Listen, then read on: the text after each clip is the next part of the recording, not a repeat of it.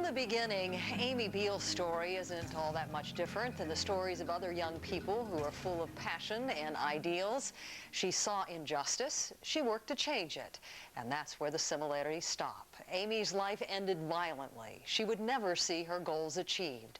But it's what her family, in particular, her mother, did in her memory that has amazed so many.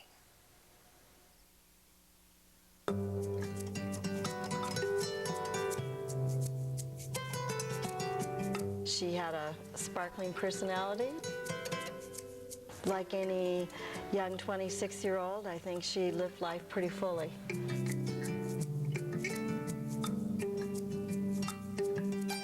Amy Biehl had a love of life, an abundance of optimism, traits that led her on her defining journey to South Africa, a country deeply and violently divided by apartheid. It was there in the early 90s that Amy studied, fought segregation, and helped the embattled country get ready for its first multiracial free elections. She was passionate about what she was doing in South Africa. Where did that come from? I think our whole family, had a sense of what's going on in the world, current events. In the 80s, when Amy went to Stanford, she decided to major in Southern African issues. So she was sort of in the academic world, but the passion of the people, the music, just, I think, having that opportunity to be pulled into an amazing culture. Amy was certainly aware of the risks she was taking in doing the kind of work she was doing in South Africa. Did she ever express to you any fear? She would say things to ourselves, the family, and her friends. You know, Mom, if something happens to me over there, I'd rather be a number than a name, because black people were always reported in the newspapers as numbers being killed. 11 killed here, 13 killed there. But when a white person was killed, it would be a name, with the name of your pet, with everything. So she used to throw out little barbs like that. Was that haunting for you? Well, it's certainly, it's very fresh in my mind, so it has stayed with me. Do you think she had a premonition? I've heard that people have said that. August 25th, 1993, the eve of the country's first democratic elections. Amy was living in Cape Town. After work, she was driving some friends home when a mob chanting anti-white slogans ambushed her car, forcing her out. She was stoned with bricks, then stabbed to death. Take us back to the horrible day when you got the news that your daughter had been killed.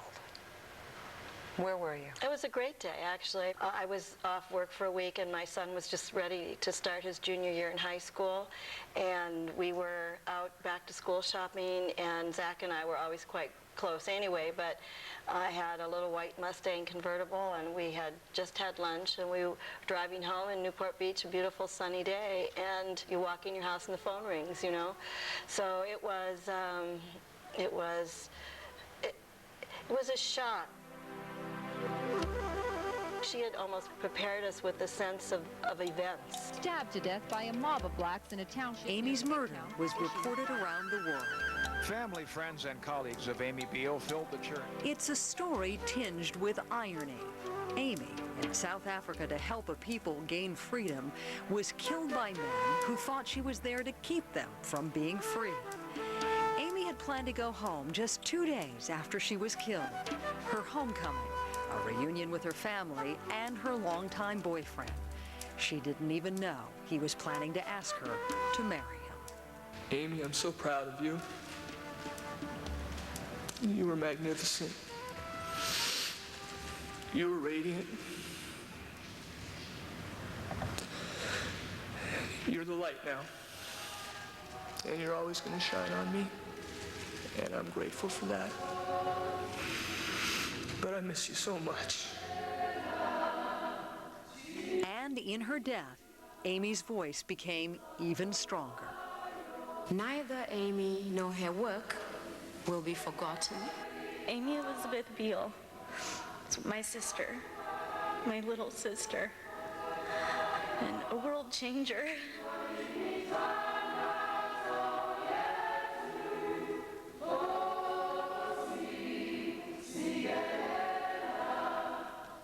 Obviously, it took a while for you to work through the shock.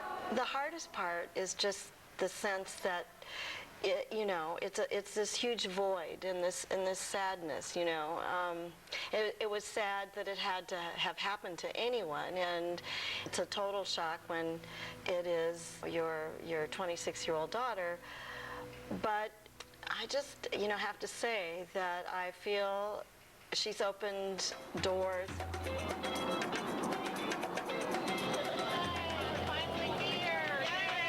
Doors to a new life for Linda and Peter Biehl, far from their suburban California roots.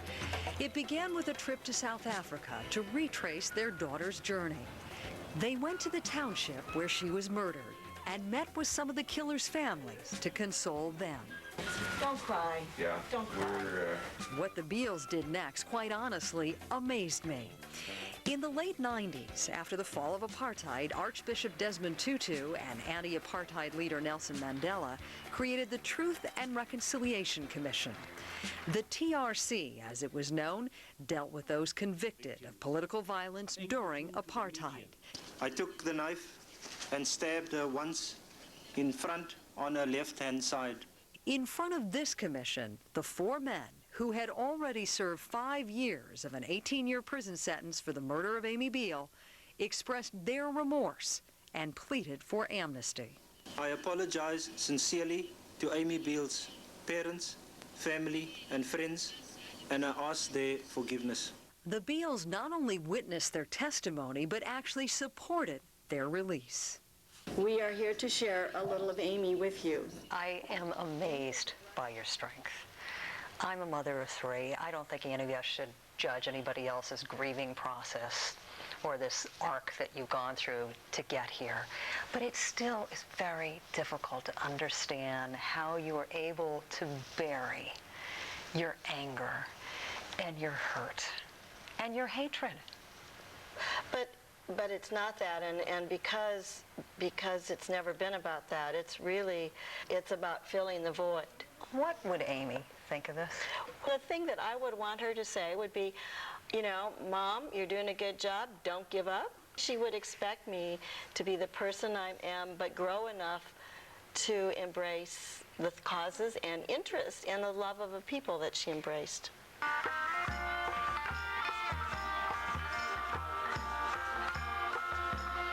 What they did next, quite honestly, left me speechless. It involves this man, one of Amy's killers. His name, Ntobeko Peni. When you look into Linda's eyes, what do you see? Well, at first I see Makulu, which is a grandmother. Secondly, deep I see somebody who gave me an opportunity to live the life that I wanted to live as a young boy. And at thirdly, I see a leader that I work with. Well, you've got to be wondering, as I did, how did someone who seemed so sweet become a killer? And if he took your child's life, could you ever forgive him? Could you actually embrace him? Can you ever look at Ntobeko without thinking, this is the man who was involved in my daughter's killing? Linda Biehl's answer when we come back.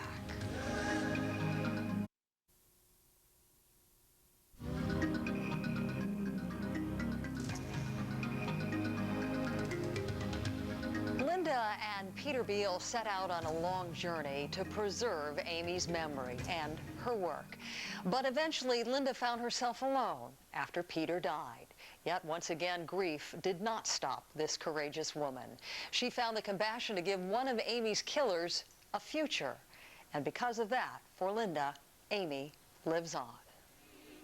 Oh, Amy, rest in peace, rest in peace. You have touched South Africa, and you've made a difference. When she was murdered, Amy Biehl was a 26-year-old Fulbright scholar studying women's rights and supporting the Black freedom movement in South Africa. when Ntobeko Peni killed her, he was a young freedom fighter. His battle cry, one settler, one bullet. Amy was saying, here comes a settler. And a settler will refer to a white person. You saw her as the enemy? Yes. Ntobeko's motivation was typical of young blacks growing up poor and segregated in South Africa's townships.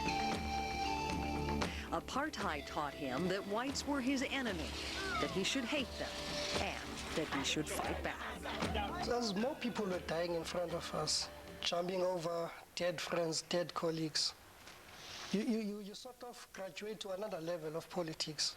And as you look back on that day, help us understand why you did kill her. On the 25th, it's almost every day, students were taken to the streets, blocking all certain freeways and national roads, stoning down, bringing everything to disrepute, making it a point that South Africa is becoming totally ungovernable. Did you think you could kill? One became prepared to die, believed in a cause and gave life to the cause. But eventually, you found yourself at the stage where you are prepared to kill for the cause.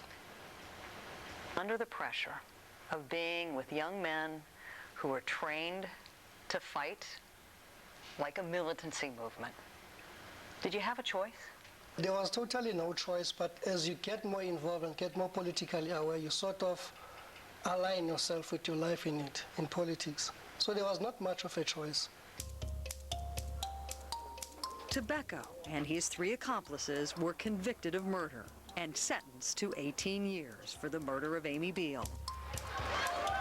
5 years into a sentence, he was offered an opportunity to go free. But first, he would have to express remorse and plead for forgiveness to a post-apartheid body called the Truth and Reconciliation Commission, the TRC. When did you feel remorse for the first time after you killed Amy? Well, at the TRC, but not on the same day, later that day. This is where you had to go before a tribunal, and Yes. in order to prove that you were worthy of getting out of jail, Yes. and that you understood what you had done, you had to testify about the depth of your remorse. Yes. At the end of that day, when the late Peter Biehl and Linda said they forgive, it was a turning point. But when I went back to my prison cell, I felt at ease, and I was thinking to myself, taking a shower, I've got 18 years to serve, but with this kind of a forgiveness, I feel 18 years is nothing. But Ntobeko wouldn't have to serve those 18 years. He was granted clemency. His freedom came with the surprising support of Amy's mother. Amy was a bright, active child. She loved competitive sports, such as swimming. In spite of this reconciliation the 2 of you have experienced, you have endured enormous pain along the way. Can you ever look at Ntobeko without thinking, this is the man who was involved in my daughter's killing? I hardly ever think about that. You see this opportunity? He could have been in prison. He could be dead. Instead, he's a father. We were just at Toys R Us here in New York looking at educational toys. So he is a part of a very positive society in South Africa, raising a young child, a 2-year-old child, to be able to participate in this multi-gender, racial, great country. Don't you think, to me, that is great joy and happiness. And I've been privileged to have that opportunity, you know? Do you think she would accept the fact that you've made peace with several of her killers? Yes, there's no problem. Amy reached out to people, and many of her friends and co-workers would say, she did cross the line. Yes, she did, but that's where she was a listener, She crossed the line in that she was willing to step across this great divide. And she was comfortable. That white people weren't supposed to cross. You got it, yeah. Did you ever think you'd have this reservoir of forgiveness in you? There's a forgiveness thing, but there's also the reconciliation thing. So you can kind of forgive other people and just walk away from it, You know, it can be a personal thing and say, you know, it's okay. You're not bothering anymore. I'm going to go on with my life, right? You can do that. But the next step, and really the most exciting step and the energizing step, is this huge word reconciliation. And it might be a small, you know, a small reconciliation between, you know, family members or something. For Linda Biehl, that meant not only helping her daughter's killer get out of jail, but also giving him a job, a future. Ntobeko now works at the Amy Biehl Foundation. Formed in 1994, the foundation creates programs in the needy townships outside of Cape Town. Programs like after-school groups and job training initiatives. Ntobeko works as a guide and a peer educator for HIV/AIDS awareness. In addition to that, he travels the world with Linda to tell their story and their incredible journey from murder to forgiveness. What do you want people to learn from your transition? From a killer to a man who professes to have great remorse for your acts. Well, at first I will be happy if people could sort of give people a second chance. It's very important. Then if people are given a chance, they are able to step out of the shoes that they were in and be somebody else. Because it was one thing to be a militant, then it's another when you want to be a civilian, and you're entitled to be a civilian even irrespective of how much you've been trained. If you want to claim your civilian identity, you can. So it was difficult for me to step into that identity, having to face what I did. So I always jumped back into the shoes of being a militant, and I will be okay with my history, but whenever I tried to be Ntobeko, it was difficult. And eventually I became myself, and it's thanks to the forgiveness and the reconciliation process that we personally took. A decade-long relationship born out of hate, now based on admiration, respect, even love. Do you think Ntobeko is family now? Of course. Yeah, definitely.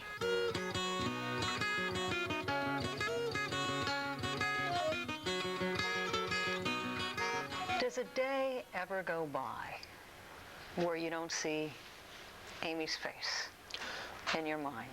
I may see Amy's face, but in a form of a positive spirit. Because every day I look at what I'm doing, I always review each and every day of my life.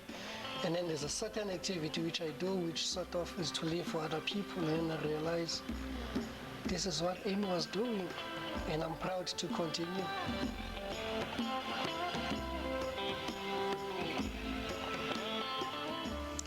A remarkable story. You can learn more about Amy Biehl and the foundation started in her honor by logging on to cnn.com/Paula.